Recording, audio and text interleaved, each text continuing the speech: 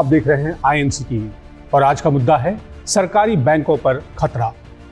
सार्वजनिक क्षेत्र के बैंकों के मोदी सरकार द्वारा निजीकरण के फैसले और उसके बाद बैंकिंग सुधारों के नाम पर ताबड़तोड़ प्रतिगामी निर्णयों के खिलाफ देश भर के बैंक कर्मचारियों में जबरदस्त रोष है।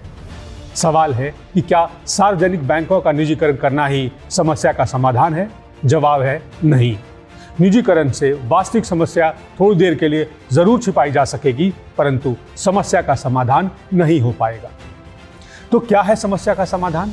क्या सरकारी बैंकों को निजी हाथों में बेचना ही उचित है, या यह मोदी जी और उनके वित्त विभाग के विनिवेश से जुड़े 1,75,000 करोड़ रुपए के लक्ष्य को हासिल करने का एक और हताशापूर्ण प्रयास है?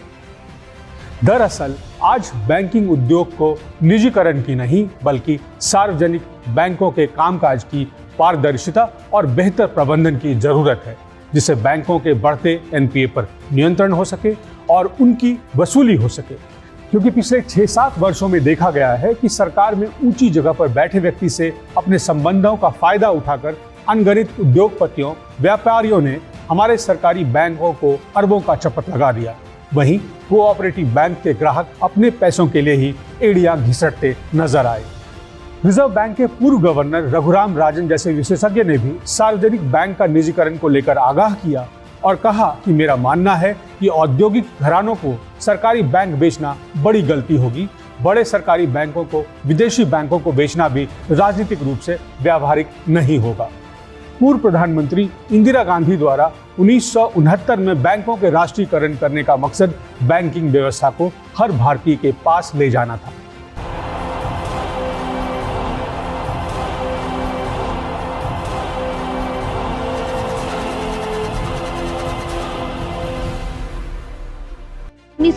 में जब इंदिरा जी प्रधानमंत्री बनी तो उनका नेतृत्वकारी चेहरा पूरी दुनिया के सामने आया।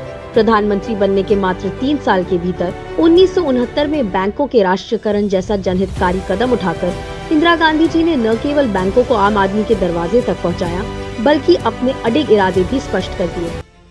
जब विश्व में आर्थिक संकट थी तो उस वक्त भारत उस संकट से बाहर था। वो खतरा यहाँ नहीं था। इसलिए नहीं था कि हमारे जो नेशनलाइज्ड बैंक थे वो अच्छे काम कर रहे थे, और जिस नियत से इंदिरा गांधी जी ने बैंक को नेशनलाइज करा था और गरीब से गरीब आदमी भी बैंक में जाकर लोन ले, जिसमें सिर्फ अमीर लोग ही पैर रख सकते थे, लेकिन इंदिरा गांधी जी ने एक ही दम 14 बैंकों का उन्होंने, आप सभी को मालूम है, टॉप 14 बैंक्स आर नेशनलाइज्ड उस वक्त, और उसको कामराज, चौहान, ये सब सारे लोग भी बड़े आदर के साथ इसका स्वागत किए। सार्वजनिक क्षेत्र के बैंक सिर्फ मुनाफा कमाने के लिए नहीं होते, बल्कि अतीत में इनका इस्तेमाल सामाजिक सुधारों के माध्यम के तौर पर भी हुआ है। और अंततः इस भारतीय अर्थव्यवस्था में बैंकों के महत्व आप RBI के दस्तावेज में खुद देख सकते हैं। हिस्ट्री ऑफ RBI के 3रे वॉल्यूम में नेशनलाइजेशन ऑफ बैंक को single most important economic decision taken by any government since 1947 कहा गया है। Not even the reforms of 1991 are comparable in their consequences, political, social and of course economic. वास्तव में हमारे देश की बड़ी आबादी गाँव में रहती है और कृषि के कार्यों से जुड़ी हुई है। हमें आज भी उन लोगों तक पहुंचने के लिए सार्वजनिक क्षेत्र के बैंकों की जरूरत है।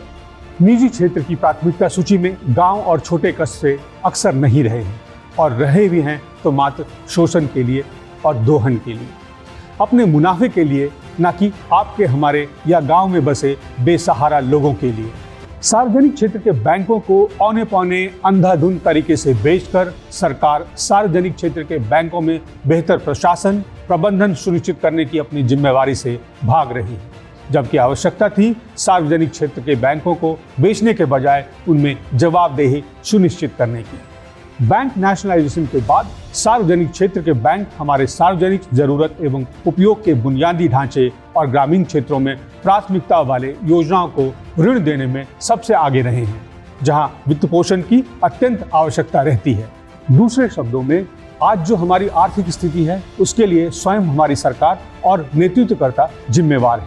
भूतपूर्व आरबीआई गवर्नर रघुराम राजन ने थोड़े दिनों पहले ही कहा कि हमारी आर्थिक वृद्धि में नरमी का कारण मौजूदा सरकार का अर्थव्यवस्था पर ध्यान देने के बजाय अपने राजनीतिक और सामाजिक एजेंडे को पूरा करने पर ज्यादा जोर देना है। वैसे जाते जाते सोचा कि यह पूछ लूं कि क्या आप यह अंदाज लगा सकते हैं कि जब कभी सरकारी राष्ट्रीयकृत बैंक का मोदी सरकार के द्वारा निजीकरण किया जाएगा तो यह तोहफा किस महानुभाव की झोली में गिरेगा?